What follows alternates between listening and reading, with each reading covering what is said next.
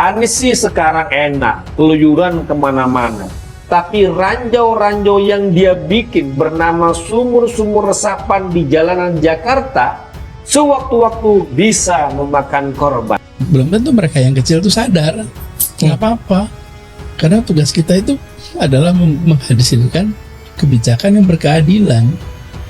Mereka sadar, alhamdulillah. Mereka tidak juga nggak apa-apa. Tapi di hadapan pertanggungjawaban kita nanti pada diri sendiri, pada keluarga, pada Allah, kita bisa katakan bahwa ini kita kerjakan untuk keadilan.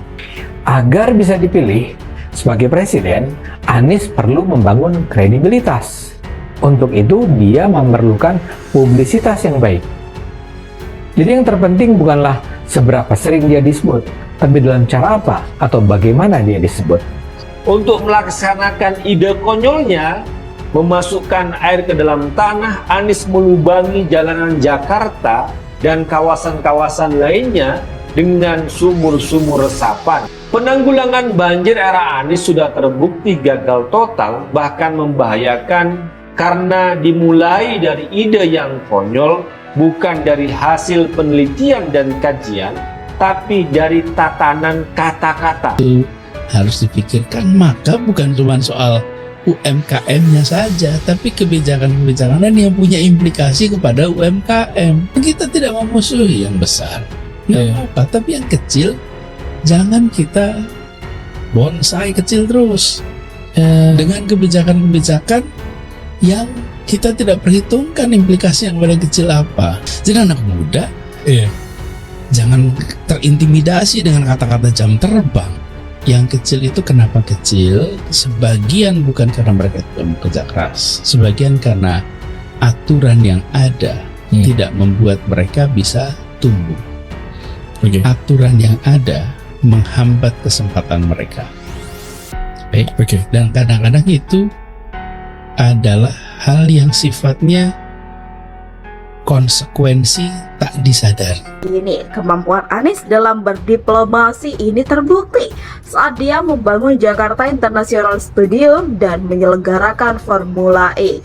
Dalam membangun dan menjalankan kedua mahaknya dan mahakarya tersebut, pemerintah pusat tidak mendukung, bahkan memboikot, terutama terkait ajang balap mobil listrik tertaraf secara internasional tersebut, supaya proyek ini gagal karena ini dianggap proyek Anies yang bisa melejitkan namanya di panggung internasional, sehingga semua BUMN menolak kerjasama dengan Anies. Demikian Beber Smith. Namun berkat kemampuannya berdiplomasi, Anies sukses meski tanpa dukungan perusahaan-perusahaan BUMN, karena korporasi-korporasi raksasa dunia justru berbondong-bondong memasang iklan mendukung pelaksanaan ajang balapan jeep darat. Demikian tersebut.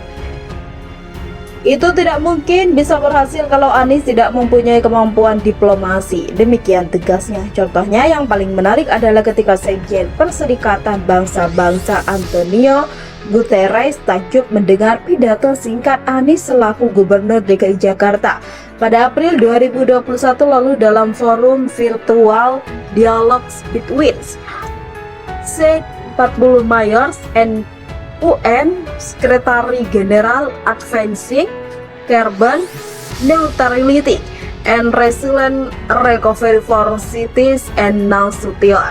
Usul Anies dalam pidato yang hanya 2 menit terkait kebijakan dari dampak perubahan iklim langsung diterima oleh Sekjen PBB. Dan begitu habis mereka dialog, Sekjen menyatakan, "Saya setuju dengan pandangan Anda dan dia." Demikian ikuti, demikian terang Smith. Lebih jauh, Smith menjelaskan dalam pergaulan internasional ada banyak instrumen yang dilakukan sebuah negara dalam mempengaruhi negara lain. Pertama, lewat ekonomi, misalnya memboikot. Kedua, mempermalukan negara target dengan mengekspos kasus-kasus negara tersebut di dunia internasional. Ketiga, lewat perang. Keempat, melalui diplomasi secara umum. Nah, yang lain itu adalah diplomasi umum, ini murah risikonya. kecil, tapi dia memerlukan kecanggihan kecerdasan pemimpin sebuah negara karena ia nggak ada modal kecuali ngomong bagaimana mempengaruhi lawan bicaranya. Demikian ungkapnya. Di antara bakal capres katanya lagi tidak ada yang memiliki kemampuan seperti Anies dalam berdiplomasi. Menurutnya Indonesia akan diuntungkan kalau Anies yang menjadi pemimpin negeri ini periode mendatang. Ini kekuatan Anies, ini modalnya, karena itu saya sangat yakin kalau Anies menjadi presiden